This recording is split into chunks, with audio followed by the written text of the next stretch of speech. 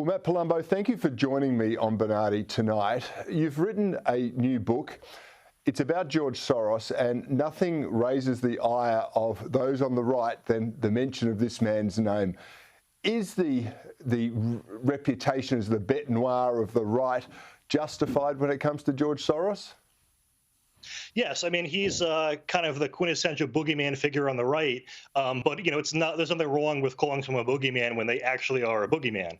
And part of the motivation for the book was you do see it is often overused. Anytime there's a new left-wing movement, someone on the right will say it's Soros. So I just thought, there are hundreds of organizations he funds. There's no need to exaggerate or anything. So why not create a book where it's kind of a one-stop reference for everything the guy has touched? And I really try to divide the book into like every facet of society that he could possibly influence. I have national elections in America and in Europe. I have local elections in America.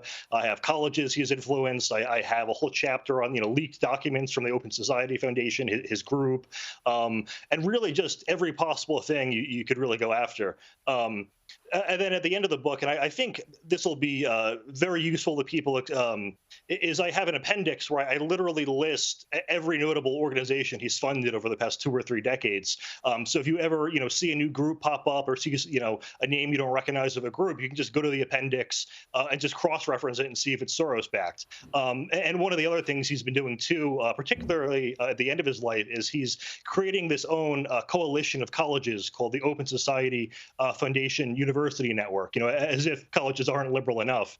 So I do the same thing at the end of the book too. I just have a list of every college he's influenced, and you can see if your kid is going to a Soros-backed college. So much like some other books I've done, it's part reference book, and I would say part critical biography. Well, one of the amazing things is the Open Society Foundations, which you mentioned there, spends, I think, $1.2 billion annually now. That's their budget. It flows onto organisations, which then fund other organisations. It's very opaque. But also, rather than fueling open societies, it seems to fund organisations that are actually wanting to subvert democracy, to practice identity politics, to suppress the free flow of speech and information. It's like it's actually counter to what it's professing to be. Is that accurate? Yeah, I would say with many leftist organizations, it's ironically named. The classic example is Antifa, where they'll go around beating people up, and if you oppose them, some leftists will say, "What? They're just anti-fascist." And obviously, no one would apply that to the Democratic People's Republic of North Korea. No one would say it's a Democratic People's Republic because it's in the name. But as for the foundation, the thing is too, Soros is statistically probably has 4 or 5 years of life left, but his foundation is not going anywhere. And one thing he did in recent years is he donated over $30 billion. It's the largest quote unquote charitable donation in U.S. history, actually, to his own foundation. So he's positioning it to really live on with beyond him. And yeah, as you said, it's nothing is really getting done to fund anything tangible to really promote an open society. In fact, it's this sort of a totalitarian leftism that he's promoting. Yeah, if I recall, during the 2020 presidential election, his son was actually a notable donor and appeared with Kamala Harris and maybe even Joe Biden in some photographs. So the foundation is going nowhere. Did they play a critical role in the 2020 US federal election? Yeah, so he actually really went all out in 2020. He donated more in the 2020 cycle than all other prior U.S. elections combined. He started in about 2000. So yeah, he had a huge role there. And one thing that I think was the most significant was, and I actually think this probably could have been the most likely thing to have tipped the scales in favor of Biden, is he funded a number of groups that promoted vote by mail and expanded absentee voting.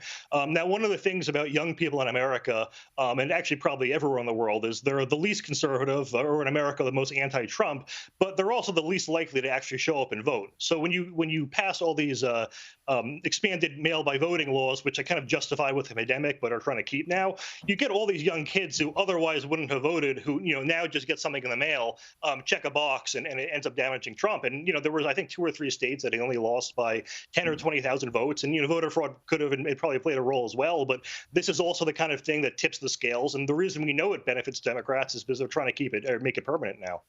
Yeah, it's a fascinating circumstance in America in particular, because the Democrats are doing everything they can to fiddle with the electoral system over there to disenfranchise people, all under the name of making elections more accountable. And Soros clearly and other big funders over there have provided this. Why is it that very wealthy people, tech people, billionaires like Soros, tend to be attracted to the left of centre political parties? That's the weirdest. That's actually a question I've wondered for a while, because if you look at it by income, like generally speaking, or this isn't actually as much true in the past 10 years, but for most of American history, generally speaking, the more income you have, the more likely you are to be on the right. But there seems to be, some point where that curve inverts on the top. And I don't really, admittedly, I'm not entirely sure what the psychology is. I don't know if it just becomes a class thing where they have disdain for the lower class. I don't know if, they're at the top and they want to protect themselves at the top and not let other people get to the top. But it is one of those very odd parts about our politics. And the thing is, Soros isn't the only one. I mean, you have people like Tom Steyer, Bill Gates, Warren Buffett. The list goes on. We had Sheldon Adelson, and that's pretty much it. Yeah, that's exactly right. And you've left out the tech tyrants as well, as we refer to them down here. Oh, yeah, of course. With Zuckerberg and co, who have done more than just throw money at it, of course. They have influenced and manipulated social media and the internet in order to fuel their political aspirations.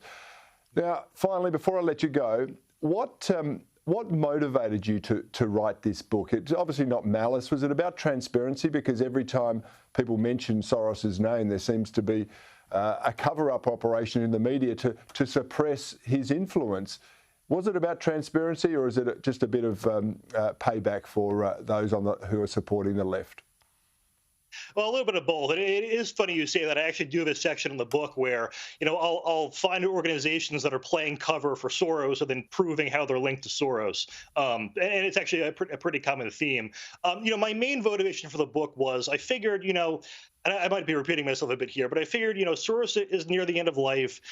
There's just really not a up-to-date, comprehensive look at his life. And I just wanted a book that would be sort of a more or less the only thing you need to read about Soros, and you'd pretty much get everything you know. It covers his whole life. You get all the dirt, and ironically, actually, a lot of the dirt on Soros is things he admits throughout his books, all of which I read in preparation. And I just want conservatives to have kind of a reality-based understanding on who this guy is, and know how to criticize him correctly. Well, I can't wait to read it. It's out in December. Where can people pre-order it now? So far, we're on Barnes & Noble's website and also Amazon.